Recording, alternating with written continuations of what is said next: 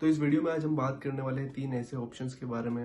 और ये वीडियो उन लोगों के लिए है जो स्पॉन्सर्ड जॉब ढूंढ रहे हैं बट उनको मिल नहीं रही है, आपका वीज़ा एक्सपायर होने वाला है, पीएसडब्ल्यू में आपके कुछ ही महीने बचे हैं या फिर आपका जो है वो दूसरा साल चल रहा है बट आपको जॉब नहीं मिल रही है। तो देखो, टेंशन वाली सिचुएशन तो है ही, बट हम क्या कर सकते हैं। सबसे पहले तो हमें गिव अप नहीं करना है, जॉब्स के लिए ट्राई करते रहना है। सीवी बनाओ, अच्छा सा इंटरव्यू के लिए प्रैक्टिस करो, या फिर हो सके तो कंसल्ट भी करो लोगों से।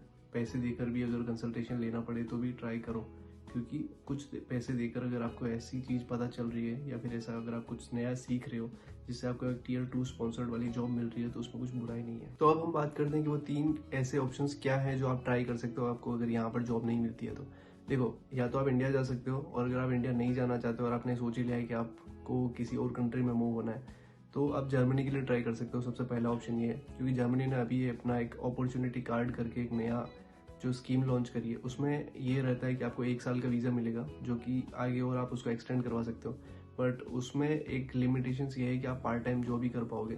वो एक तरीके का जॉब सर्च वीज़ा है जो आप अप्लाई कर सकते हो, और जब आपको वो मिल जाता है तो आप 1 साल तक वहाँ पर रह करके पार्ट टाइम जॉब कर सकते हो, जिससे कि आपका लिविंग एक्सपेंसेस निकल सके। और वहाँ पर रह करके आप जॉब्स के लिए अप्लाई करोगे तो आप इंटरव्यूज वगैरह दोगे, जब आपको फुल टाइम जॉब मिल जाती है तो आप उसको वर्क वीज़ा में कन्वर्ट करवा सकते हो।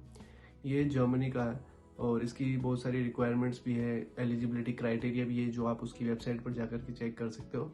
अपॉर्चुनिटी कार्ड जर्मनी का अगर ऐसा कुछ आप सर्च करोगे तो आपको पूरी डिटेल्स उसकी वेबसाइट पर मिल जाएगी। 1 साल का रहता है, पार्ट टाइम जॉब कर सकते हो।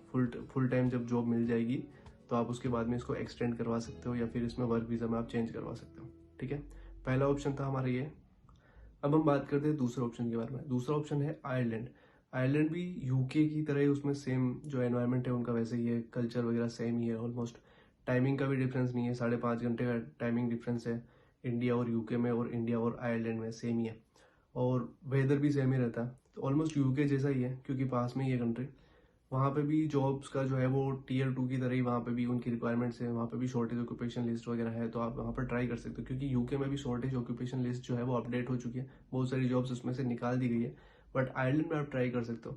वहाँ पे अगर आपको जॉब मिल जाती है तो वहाँ पे 2 या 3 साल में वहाँ पे आपको पीआर मिल जाती है। यूके में आपको पीआर के लिए 5 साल वेट करना पड़ता है, उसके बाद में आप आईएलआर पे जाते हो, और बहुत सारा इसका लंबा प्रोसेस रहता है। तो यूके की बजाय अगर आप आयरलैंड में ट्राई करते हो, वहाँ पे आपको जॉब मिल जाती है तो आप जल्दी पीआर आपको मिल सकती है। छोटी कंट्री है, और अगर आपको यूके भी आना पड़े तो बाद में भी फ्लाइट टिकट्स भी ज़्यादा महंगी नहीं रहती है। 40-50 पाउंड में आपका रिटर्न टिकट भी मिल जाता है कई बार, अभी मैं कल ही देख रहा था। और सबसे बड़ी बात यह कि अगर आपके पास में आयरलैंड का वीज़ा है तो आप यूके में जब भी मर्जी हो तब आप आ सकते हो। अब अपना जो तीसरा ऑप्शन है वो है कनाडा। कनाडा की बात मैं इसलिए कर रहा हूँ कि वहाँ पर आप सीधे पीआर के लिए अप्लाई कर सकते हो। आप कैसे कर सकते हो उसके भी अपने कुछ क्राइटेरिया रहता है, उसका भी अपनी कुछ रिक्वायरमेंट्स रहती हैं।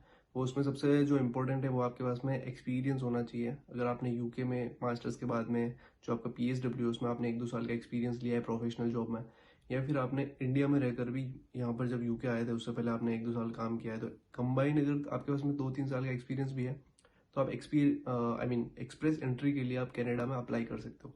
इससे आपको पीआर मिल जाती है। उनके और भी ऐसे प्रोग्राम्स चलते रहते हैं स्टेट के हिसाब से, जैसे कि प्रोविंशियल नॉमिनी प्रोग्राम, पीएनपी करके उनको बोलते हैं। तो आप जब गूगल पे सर्च करोगे तो आपको मिल जाएगा। तो अलग अलग स्टेट के हिसाब से आपको पीआर प्रोग्राम्स मिलते हैं, और एक एक्सप्रेस एंट्री में तो आपको पूरे कनाडा का ही पीआर मिल जाता है।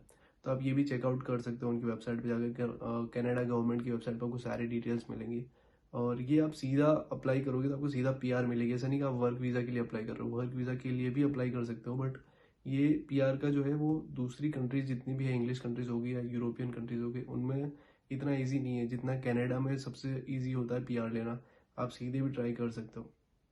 तो अगर आपको पीआर चाहिए तो आप कनाडा जा सकते हो, वर्क वीज़ा के लिए भी जा सकते हो, बट वो थोड़ा सा डिफिकल्ट है क्योंकि जब यूके में ही नहीं मिल रहा तो दूसरी कंट्री में भी सेम ही सिचुएशन होने वाली है, और अगर किसी में मिल जाता है तो वो लक की बात है। तो ये 3 जो कंट्रीज थी, जैसे जर्मनी, आयरलैंड और कनाडा, ये मैं जब रिसर्च कर रहा था इनके बारे में कि जब अगर किसी इंसान को, या फिर अगर मैं खुद भी सर्च कर रहा हूँ, अगर मेरे को भी जॉब नहीं मिलती है तो मैं इन 3 के बारे में सोच सकता हूँ।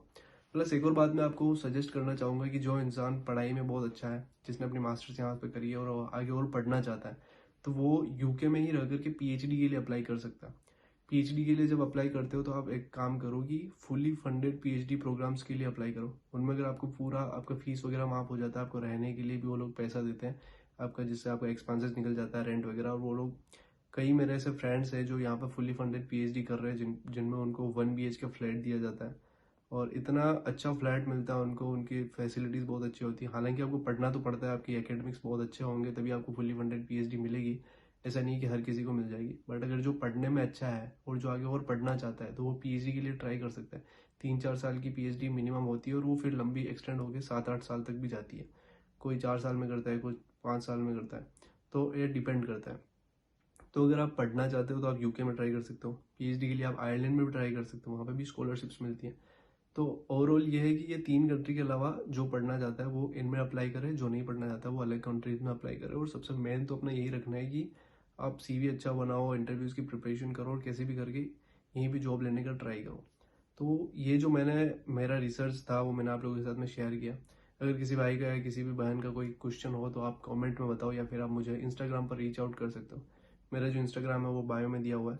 और साथ ही मैं आप लोगों को एक और बात बताना चाहूँगा कि जो लोग अकोमोडेशन के लिए ट्राई कर रहे हैं, जो भी इंडिया से आना चाह रहे हैं, अगर आप इंडिया से वीडियो देख रहे हो या आप यूके से देख रहे हो और आप लोगों को अकोमोडेशन की कोई समस्या हो रही है, तो आप एम्बल स्टूडेंट का जो लिंक डिस्क्रिप्शन में वहाँ पर जाकर के प्रॉपर्टीज चेकआउट कर सकते हो और उनकी प्रॉपर्टीज जो आप देखोगे उनके बारे में आप कांटेक्ट कर सकते हो। अगर आपको जो घर या फिर जो भी आपको प्रॉपर्टी अकोमोडेशन पसंद आए, आप उनसे बात करो और आप वहाँ पर भी अपना अकोमोडेशन बुक करवा सकते हो।